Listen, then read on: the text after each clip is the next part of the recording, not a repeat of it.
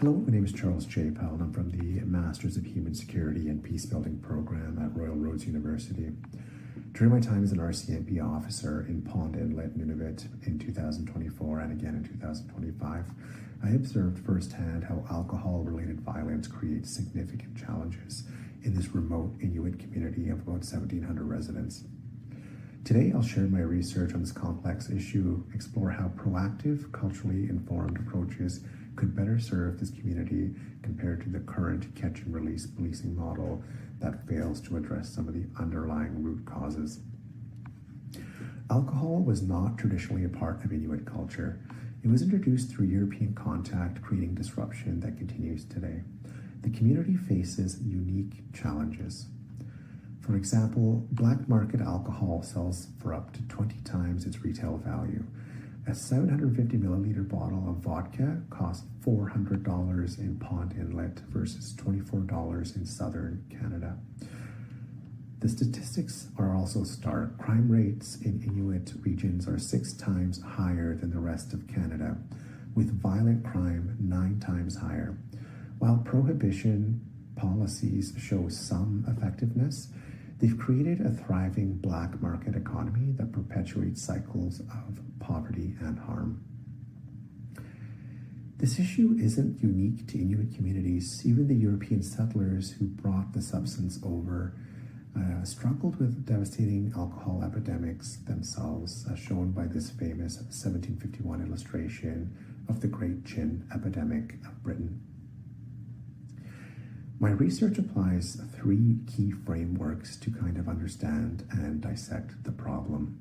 First is acknowledging that understanding alcohol-fueled violence is going to be an ill-structured problem with complex historical, cultural, and socioeconomic roots.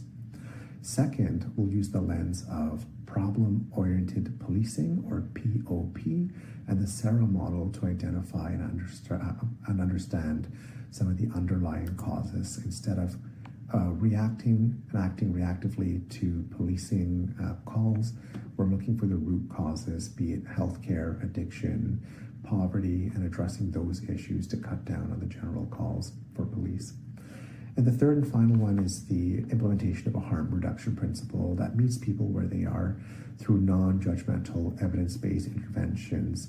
And this is preferable to a prohibition approach, which we can see is not working either.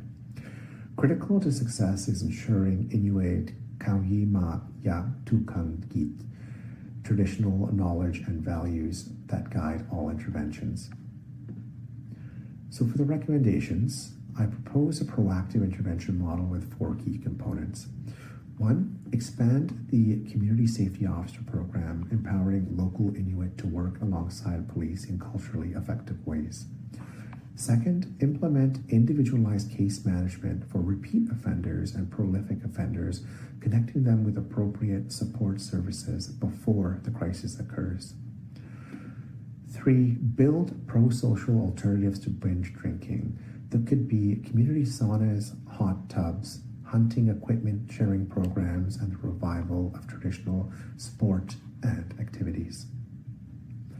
And 4, create integrated community safety teams, bringing together police expertise along with health, addiction support, mental health, and Inuit cultural organizations to support us. And in conclusion, these issues have deep historical roots, but the Inuit have consistently demonstrated their commitment to find solutions and are self-aware of the problem. Moving forward requires positioning police and service providers as allies and building back trust, which was eroded over the years in a community-led healing journey. By combining traditional Inuit knowledge with contemporary support systems and by addressing both immediate crises and the underlying historical trauma, we can develop sustainable pathways to wellness that respect Inuit self-determination. Thank you for your attention, and I hope you comment below and we can have a great discussion.